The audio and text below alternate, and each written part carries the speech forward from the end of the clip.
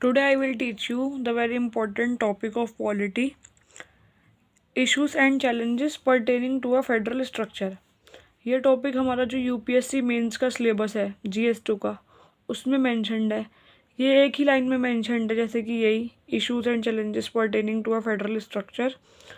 और इस टॉपिक पे मैंने ना इस पे बहुत ज़्यादा डिटेल्ड नोट्स बनाए हैं और डिफरेंट सोर्सेज से लिख कर बनाए हैं।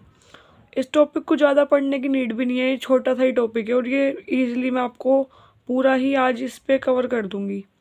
ठीक है, तो मैं स्टार्ट करती हूँ।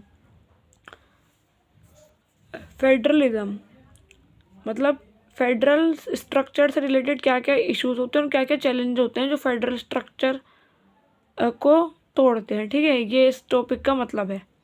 अब हम स्टार्ट करते हैं।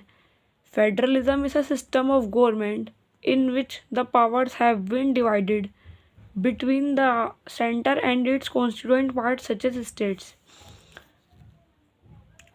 फेडरलिज्म ऐसा सिस्टम है गवर्नमेंट का जहाँ पे देखो, फेडरलिज्म को हिंदी में क्या कहते हैं? फेडरलिज्म को हिंदी में कहते हैं संघवाद। संघवाद कहते हैं। ठीक है, इसका क्या मतलब होता है? एक ऐसा सिस्टम गवर्नमेंट का जहाँ पे जो पावर्स हैं वो डिवाइड है सेंटर और स्टेट्स में। मतलब सेंटर और उसके कॉन्स्टिट्यूएंट पार्ट्स, जैसे कि स्टेट्स हो गई या टेरिटरीज हो गई, और पहले प्रिंसली स्टेट या प्रोविंसेस होते थे। तो सेंटर और स्टेट के बीच में जब हम पावर्स को डिवाइड करते हैं तो उसे ही फेडरलिज्म कहते हैं, संघवाद। तो इसका क्या फीचर हुआ फेडरलिज्म का? पावर्स का डिवीजन ऑफ पावर्स। ठीक है, समझिए कि फेडरलिज्म तो आपको समझ आ गया होगा। पावर को डिवाइड करना इक्वली सेंटर और स्टेट गवर्नमेंट में, ये फेडरलिज्म का मतलब है। अब फेडरल सिस्टम इन इंडिया का फेडरल सिस्टम कैसा है? Federalism but with a more tilt toward centre, unitary system.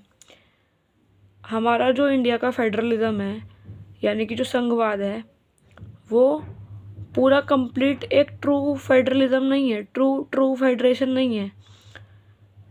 वो कैसा है? जिसमें ज़्यादातर यूनिटरी टिल्ट है, सेंटर की टुवर्ड्स ज़्यादा टिल्ट है। जैसे कि मैं क्या बोलना चाह रही हूँ, देखो, जो ट्रू फेडरेशन होता है ना, ट्रू फेडरेशन, एक जो रियल फेडरलिज्म होता है यानी कि जो रियल संघवाद होता है, वहाँ पे पावर्स को इक्वली स्टेट और इक्वल सेंटर में डिवाइड किया जाता है। इक्वल डिवीजन ऑफ पावर्स होता है ट्रू फेडरेशन या जो असली फेडरलिज्म होता है।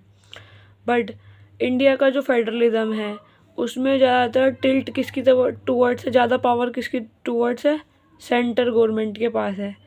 यानी कि हाँ, हमारे पास हमने भी सेंटर और स्टेट गवर्नमेंट दोनों को ही पावर दी है, पर हमारा ज़्यादा पावर्स किसके पास है?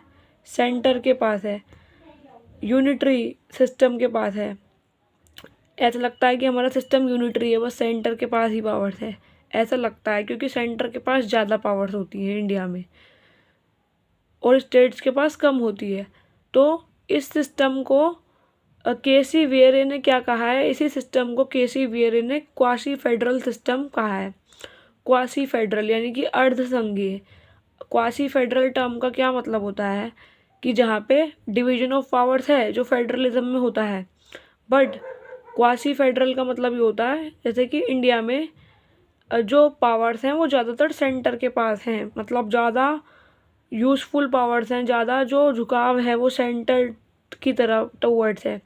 हमने स्टेट्स को भी पावर दी है, बट ज़्यादा पावर्स किसके पास है? सेंटर के पास है। तो उसी सिस्टम को, उसी चीज़ को क्वासी फेडरल कहते हैं, कि यानी कि ये पूरी तरीके से रियल फेडरल नहीं है, इक्वली डिस्ट्रीब्यूशन नहीं है, ज़्यादा टिल्ट किसकी टुवर्ड्स है? सेंटर की टुवर्ड्स है। तो इसी को हम क्या कहते हैं? Quasi federal. Federalism in India was not about coming together of the states to form the Union of India. It was rather a conversion of a unitary system into a federal system. India जो federalism होता है ना, वहाँ पे हम क्या करते हैं?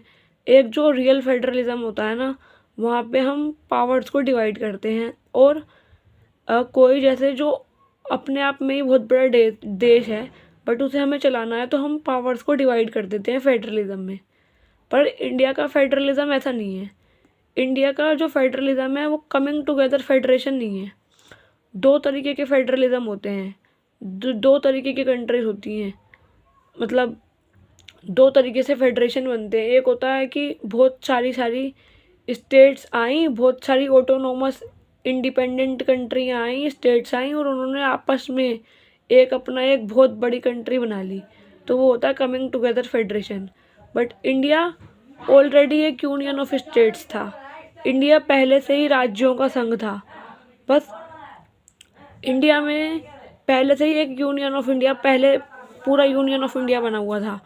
बट हमने पावर्स को और इंडिया को अच्छे से चलाने के लिए और इंडिया के कल्चरल डिफरेंसेस और रीजनल डिफरेंसेस और इंडिया की डाइवर्सिटी, इंडिया के इतने सारे लोगों को, इतने अलग धर्मों के लोगों को देखते हुए इंडिया को एक फेडरेशन बनाया। इंडिया में पावर्स डिवाइड करी, स्टेट्स को पावर दी।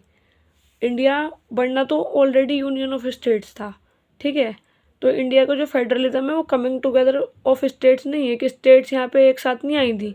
स्टेट्स पहले से ही थी, यूनियन ऑफ इंडिया पहले से ही था, बट हमने उसमें तो स्टेट्स को बना दिया, स्टेट्स को कार्व्ड कर दिया ऐसे। स्टेट्स हमने, इंडिया का मैप जैसे पहले से ही है, बट हमने उसमें से स्टेट्स को ऐसे कार्व्ड कर दिया कि ये आंध्र प्रदेश है, तमिलनाडु है, दिल्ली है, ये है, ऐसे करके, ठीक है। तो कमिंग टुगेदर फेडरेशन नहीं है इंडिया का, रादर एक कन्वर्जन है यूनिटरी सिस्टम का, जो कि पहले से ही हमारा एक यूनियन ऑफ इंडिया था, यूनिटरी सिस्टम था, सेंटर वाला सिस्टम था, जिसमें सेंटर गवर्नमेंट के पास ज़्यादा पावर्स थी। उसको हमने एक फेडरल सिस्टम बना दिया। हमने वहाँ पे अपने इंडिया में, जो पहले से ही एक राज्यों का संघ था, जो एक कंप्लीट इंडिया होता था, उसमें हमने फेडरल सिस्टम दे दिया, यानी कि पावर्स को डिवाइड कर दिया। समझे होगे आप, ठीक है। अब मैं आपको और अच्छे से समझाती हूँ। देखो, there are two kinds of federations. यहाँ पे दो तरीके के फेडरेशन होते हैं। एक होता है कमिंग टुगेदर फेडरेशन, एक होता है होल्डिंग टुगेदर फेडरेशन, एक होता है coming together federation. Holding together federation का क्या एग्जाम्पल होता है? Powers are shared between various parts to accommodate the diversity in the whole country. Holding together federation का मतलब होता है कि पहले से ही एक कंट्री बनी हुई है, ठीक है, जैसे कि इंडिया, इसका एग्जांपल है इंडिया। इंडिया पहले से ही एक कंट्री थी, बट हमने डाइवर्सिटी को देखकर और इंडिया को स्टेट्स को हमने कार्व्ड कर दिया और स्टेट्स को हमने अलग अलग पावर्स दे दी, तो ये हो गया होल्डिंग टुगेदर फेडरेशन। हमने सभी स्टेट्स को होल्ड करके रखा, ठीक है। यानी कि यहाँ पे जो है ना, स्टेट्स ने इंडिया को नहीं बनाया है। इंडिया पहले से ही एक कंट्री थी, बट उसने स्टेट्स को पावर अपने आप दी है, ताकि डाइवर्सिटी को देखते हुए। ये हो गया हमारा होल्डिंग टुगेदर फेडरेशन। अब एक होता है coming together federation. Coming together federation जैसे कि नाम में ही कमिंग है। In this type of independent states come together to form a larger unit. इसमें क्या होता है कि बहुत सारी इंडिपेंडेंट स्टेट आती हैं और मिलकर अपना एक बड़ा सा कंट्री बनाती हैं, ठीक है। यहाँ क्या था होल्डिंग टुगेदर फेडरेशन वाले में, जैसे कि इंडिया है, इंडिया पहले से ये कंट्री थी, बट इंडिया को अच्छे तरीके से चलाने के लिए हमने इसमें पावर्स डिवाइड करी और स्टेट्स बनाई, स्टेट्स को कार्व किया। इंडिया का हर एक स्टेट हमने बनाया, सबको अलग अलग रीजन दिया, एरिया दिया, स्क्वायर फीट दी, ठीक है। तो हमने स्टेट्स को बनाया। बट कमिंग टुगेदर फेडरेशन वाले में क्या होता है, बहुत सारी डिफरेंट इंडिपेंडेंट कंट्रियाँ होती हैं, स्टेट्स कह लो, वो आके एक लार्जर बड़ी सी कंट्री बनाती हैं। जैसे कि अमेरिका जब बना था ना, तो उसमें क्या था कि 13 छोटी कंट्री थी या तो स्टेट्स थी, उन्होंने मिलकर अमेरिका को बनाया, ठीक है। तो यहाँ पे क्या होता है, स्टेट इन्जॉय मोर ऑटोनॉमी। यहाँ पे स्टेट्स ज़्यादा ऑटोनॉमी इन्जॉय करती हैं, क्योंकि ये ट्रू फेडरलिज्म होता है, ठीक है। और ये जो होल्डिंग टुगेदर फेडरेशन है, जो कि इंडिया है, क्योंकि इंडिया ने ही तो स्टेट्स बनाई हैं। इंडिया तो पहले से एक यूनियन था, एक संघ था, पर उसने स्टेट्स को कार्व्ड किया है। तो यहाँ पे इस वजह से स्टेट्स के पास इंडिया में कम पावर है और सेंटर के पास ज़्यादा पावर है, जो मैं आपको यहाँ बता रही थी। ठीक है, तो ये आपको दोनों समझ आया, कमिंग टुगेदर और holding together federation. Holding together federation का एग्जाम्पल है इंडिया, स्पेन, और कमिंग टुगेदर फेडरेशन का क्या एग्जाम्पल है, अमेरिका। अमेरिका छोटी छोटी कॉलोनी था जहाँ पे बहुत डिफरेंट डिफरेंट डाइवर्स लोगों को उठा के, जिससे भी ब्रिटिशर जलते थे, ब्रिटिशर्स अच्छे नहीं समझते थे जिन लोगों को, वो अमेरिका में ले जाके पटक देते थे। और डिफरेंट ना वो मिक्स्ड कल्चर के लोग, मिक्स्ड रिलीजन के लोग अमेरिका में रहने लग गए थे, तो वहाँ पे भी बहुत डाइवर्सिटी थी। तो वो अमेरिका में स्टेट्स अपने आप आई थी, 13 स्टेट्स ने मिलकर अमेरिका बनाया था। तो ये क्या हुआ, कमिंग टुगेदर फेडरेशन। अब हम बात करते हैं features of federal system in India. India में जो फेडरल सिस्टम होता है उसके क्या क्या फीचर्स होते हैं।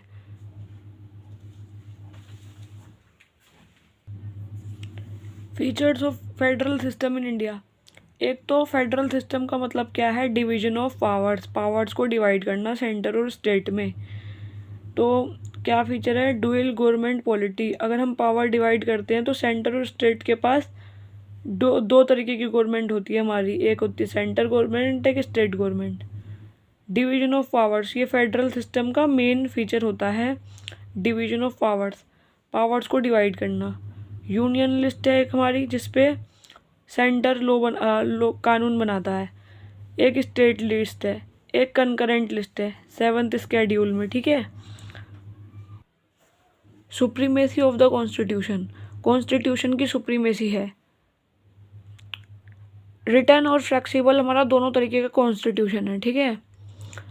और इंडिपेंडेंट जुडिशरी, अब हमने जुडिशरी को भी तो पावर्स दी है कि जुडिशरी तो कानून न्याय करता है टू सेटल डिस्प्यूट्स। बाइकैमरलिज्म होता है लेजिस्लेचर, और हमारे दो हाउसेस है पार्लियामेंट के, Lok Sabha Rajya Sabha, bicameralism. What are the objective of federal system, objective क्या है फेडरल सिस्टम के, मेन पर्पस है division of powers. Federal system का मतलब ही यही होता है कि संघवाद, यानी कि पावर्स को डिवाइड कर देना, so that one group may not dominate all powers, ताकि एक ग्रुप सारी पावर्स को डोमिनेट ना करे और किसी पे पावर्स ज़्यादा ना हो। To safeguard and promote the unity of the country at the same time accommodate regional diversity, यानी कि एक और पर्पस होता है फेडरलिज्म का, कंट्री को सेफगार्ड करना, उसकी यूनिटी को, उसकी एकता और अखंडता को, और रीजनल डाइवर्सिटी को प्रोटेक्ट करना।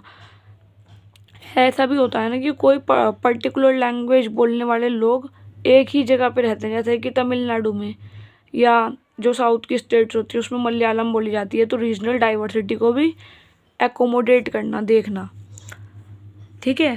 तो आप समझे कि क्या पर्पस होता है। अब India is not a true federal in nature, India हमारा ट्रू फेडरल नहीं है नेचर में।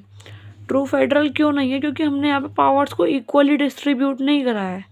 फेडरलिज्म में पावर्स डिस्ट्रीब्यूट होती हैं, इक्वली होती हैं, स्टेट पे भी पूरी पूरी ऑटोनॉमी होती है, बट इंडिया में जो पावर्स डिवाइड है ना, वो ज़्यादातर सेंटर्स के पास है, एक सेंटर टिल्ट है, तभी तो इसको हम क्या कहते हैं, क्वासी फेडरल, अर्धसंघीय।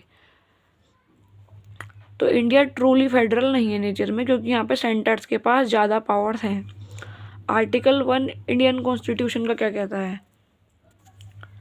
आर्टिकल 1 कॉन्स्टिट्यूशन का कहता है India as a union of states, मतलब इंडिया को यूनियन ऑफ स्टेट्स कहता है, राज्यों का संघ है, राज्यों का संघ, ठीक है। यानी कि स्टेट्स ने इंडिया को नहीं बनाया है, इंडिया ने ही स्टेट्स को बनाया है, और यहाँ पे कोई एग्रीमेंट नहीं हुआ था। जो ट्रू फेडरेशन होता है ना, वहाँ पे एग्रीमेंट होता है, जैसे कि अमेरिका एक ट्रू फेडरेशन है। जब अमेरिका बना था, वो 13 कॉलोनीज ने मिलकर एक एग्रीमेंट किया था कि हमारी खुद की ऑटोनॉमी तो होएगी, हमारी खुद की ऑटोनॉमी होएगी पूरी, बट हम एक कंट्री बना लेते हैं। तो वो होता है ट्रू फेडरेशन, जहाँ पे स्टेट्स एग्रीमेंट करती हैं, बट इंडिया ने कोई एग्रीमेंट नहीं करा था। तो यहाँ पे जो स्टेट्स हैं उनको कोई राइट नहीं है कि वो कल को कोई स्टेट बोले कि मैं यहाँ से इंडिया में नहीं रहना चाहती। ऐसा नहीं हो सकता, क्योंकि इंडिया एक ट्रू फेडरल स्टेट नहीं है। हाँ, अमेरिका की कोई भी कंट्री, कोई भी स्टेट हो, बोलेगी कि मुझे अमेरिका में नहीं रहना, तो वो हट सकती है क्योंकि वहाँ पे एग्रीमेंट हुआ था, वो ट्रू फेडरेशन है। बट इंडिया में कोई भी स्टेट कल को, उत्तर प्रदेश या फिर कोई भी स्टेट है, वो बोले कि मुझे इंडिया में नहीं रहना, तो वो सीड नहीं हो सकती, उसके पास कोई राइट नहीं है कि वो सीड हो जाए। ठीक है। Why did India adopt federalism? तो इंडिया ने फेडरलिज्म को क्यों अडोप्ट किया? Would help in addressing diversities, ताकि हम डाइवर्सिटीज़ को एड्रेस कर पाएँ।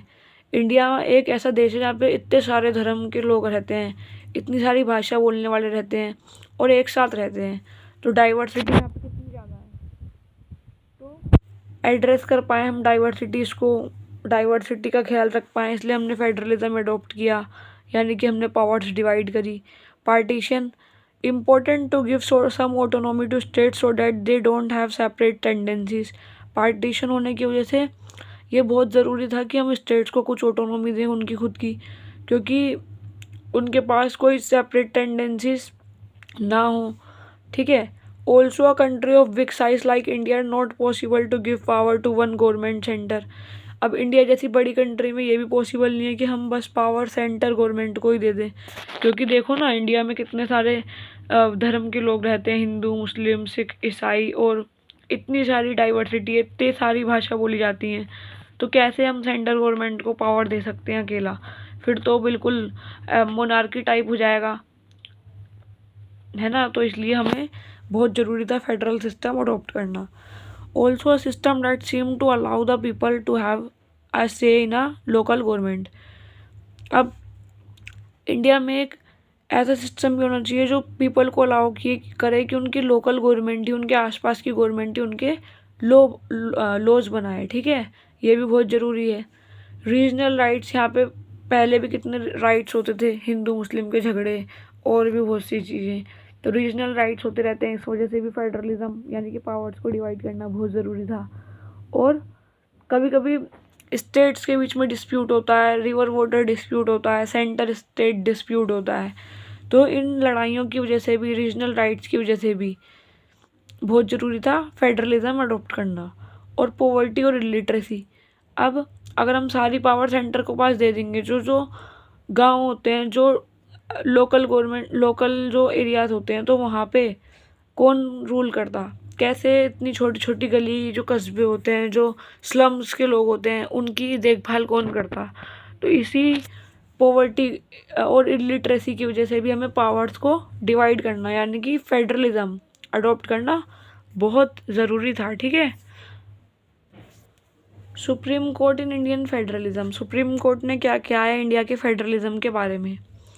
The Supreme Court in S R. Bommai versus union of India 1994 held that the federalism is a part of basic structure of the constitution। S R. Bommai case में Supreme Court of India ने ये कहा था कि फेडरलिज्म बेसिक स्ट्रक्चर का part है। Basic structure क्या होता है कि जो कभी भी स्टेट वॉयलेट नहीं कर सकती, टच नहीं कर सकती, even by the constitutional amendment से भी नहीं कर सकती। ठीक है। In the state of West Bengal versus union of India, एक केस था 1963 का। Our constitution adopted a federal structure with a strong bias towards the centre. तो इसमें कॉन्स्टिट्यूशन, सुप्रीम कोर्ट ने क्या कहा कि हमारे कॉन्स्टिट्यूशन ने एक फेडरल स्ट्रक्चर अडोप्ट किया है जिसमें स्ट्रॉन्ग बाइस टुवर्ड्स किसके पास है? सेंटर के पास ज़्यादा पावर है। The Supreme Court in Satpal versus state of Punjab and others, ये केस था 1969 का। इसमें सुप्रीम कोर्ट ने क्या किया था? Constitution of India is more quasi federal than federal और यूनिटरी। इंडिया का कॉन्स्टिट्यूशन ज़्यादा फेडरल है दैन फेडरल और unitary. What does the term quasi federal mean? Quasi federal term का क्या मतलब होता है? The term quasi federal means a federal setup, एक ऐसा फेडरल सेटअप जहाँ पे डिवीजन ऑफ पावर होएगी, पावर्स डिवाइडेड है, where disputes having two clear set of government, जहाँ पे despite having two clear set of government, दो गवर्नमेंट होने के बाद भी सेंटर और state more powers are given to the central government. Powers divided है, बट क्वासी फेडरल का मतलब ये होता है ज़्यादा पावर सेंट्रल गवर्नमेंट के पास होना। Benefits of quasi federal system. Quasi federal system यानी कि जिसके पास सेंटर के पास ज़्यादा पावर है, ऐसे सिस्टम की क्या विशेषताएं, बेनिफिट्स हैं। National integration. The constituent assembly decision to not to create a true federation was taken after looking at the precaution situation of that time. Constituent assembly का डिसीजन कि हम एक ट्रू फेडरेशन नहीं बनाएंगे, मतलब एक ऐसा ट्रू फेडरेशन नहीं बनाएंगे कि जहाँ पे इक्वल सेंटर और स्टेट्स में पावर को डिवाइड करें, इक्वली डिस्ट्रीब्यूट नहीं करेंगे। उसमें कुछ प्रिकॉशंस देखे गए थे। क्या क्या प्रिकॉशंस हो सकते हैं वो देखो। एक तो इंडिया में जो वुमेन और चिल्ड्रन है उनकी कंडीशंस पहले से ही बहुत एंशियंट टाइम से ही ख़राब थी।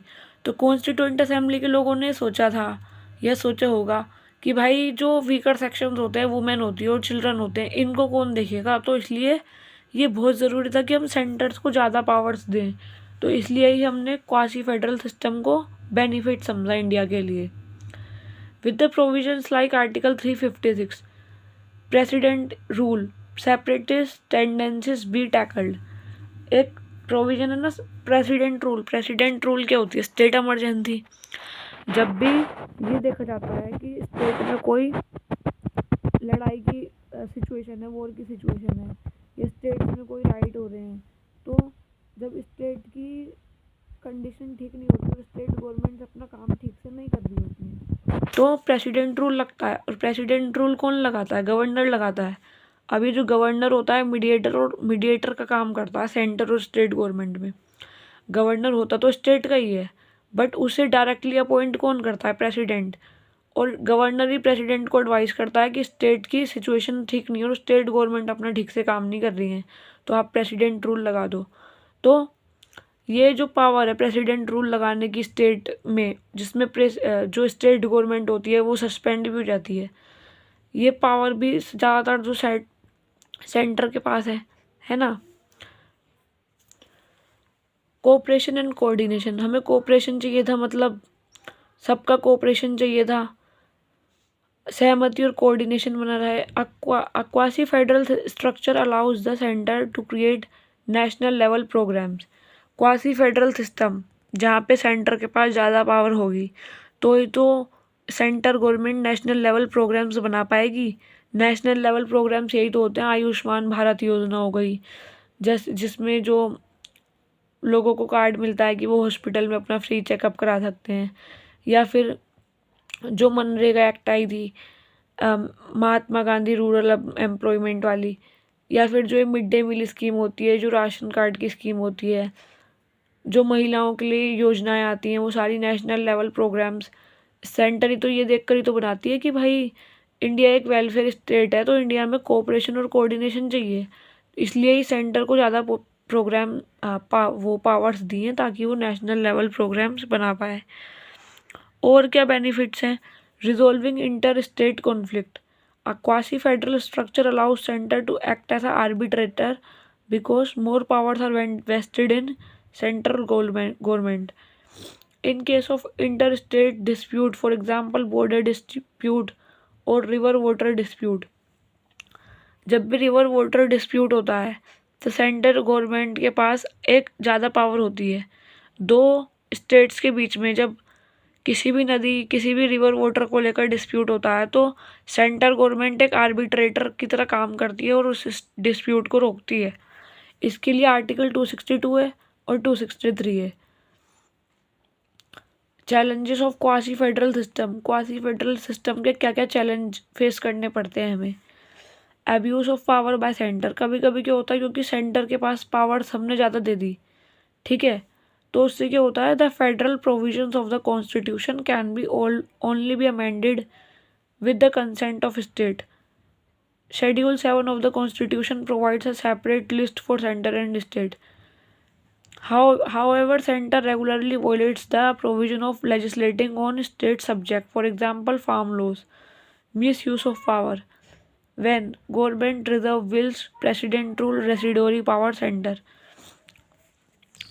अब क्वासी फेडरल सिस्टम जो होता है, जहाँ पे सेंटर के पास ज़्यादा पावर होती है, तो सेंटर क्या करती है कि जो स्टेट लिस्ट के सब्जेक्ट होते हैं, एक 3 तरीके की लिस्ट होती है जो 7th शेड्यूल में है। एक होती है state, union and concurrent list.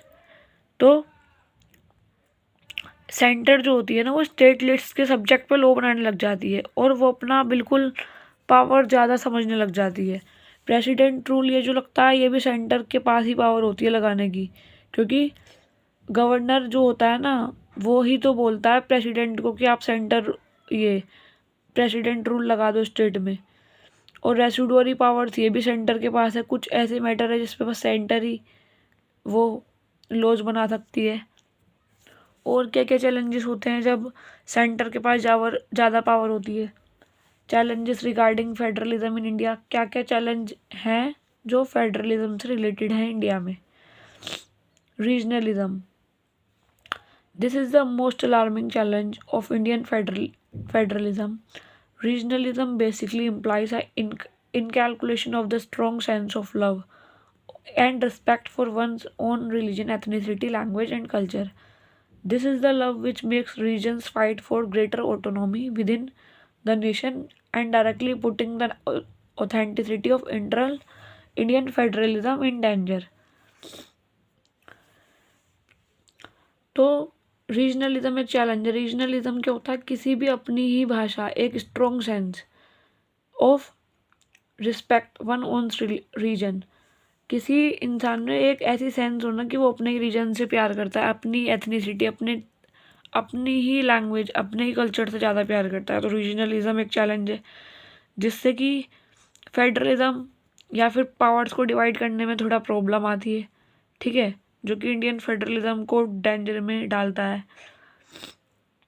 Regionalism started with the creation of the state of Andhra Pradesh as a consequence of death of Poti Sriramallu in 1953 after he fasted for 52 days, demanding a separate state for Telugu speaking people.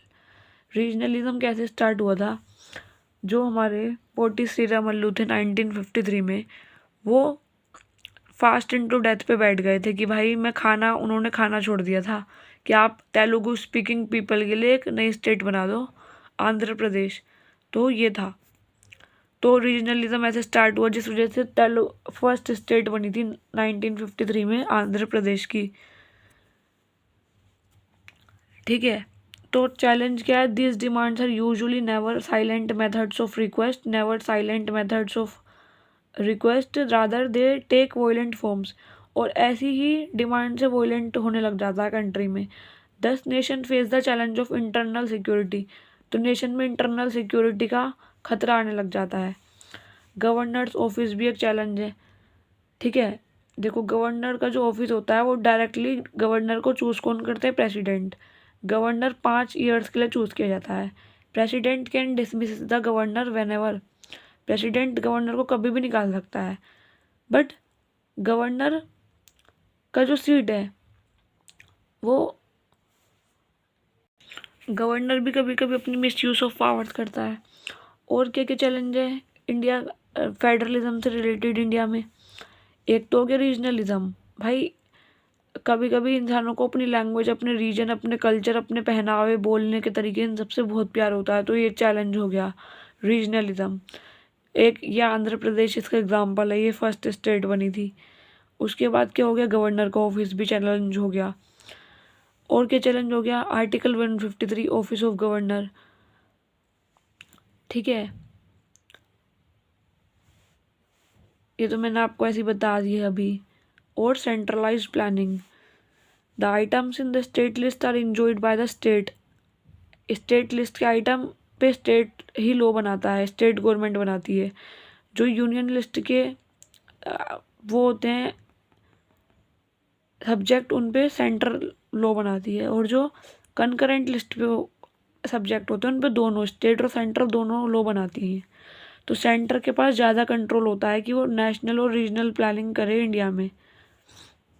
Guys, मैं इस video को ना यहीं stop करती हूँ friends, क्योंकि ना ये वीडियो फिर बहुत लंबी हो जाएगी। थोड़ा सा बचा है, थोड़ा सा और समझना है हमें क्या क्या सेंट्रलाइज्ड फीचर्स होते हैं इंडियन कॉन्स्टिट्यूशन के, या इंडिया में कैसे ऐसे कौन कौन से सेंट्रलाइज्ड पावर्स ज़्यादा दी हुई हैं।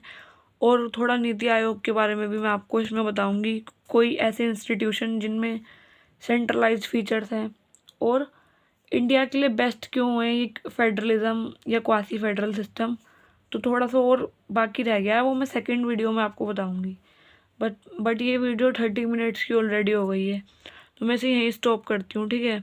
तो अगर आपको अच्छी लगी हो ना वीडियो, तो मैं ऐसे GS2 के पॉलिटी के इम्पोर्टेंट टॉपिक्स लाती रहूँगी जो बहुत यूज़फुल होंगे आपके लिए, और मैं पूरा कंप्लीट कर दूँगी एक ही वीडियो में। अपने नोट्स भी मैं आपको शेयर कर दूँगी। तो आप अच्छी लगी हो वीडियो तो like, share and subscribe to my channel, and thank you for watching.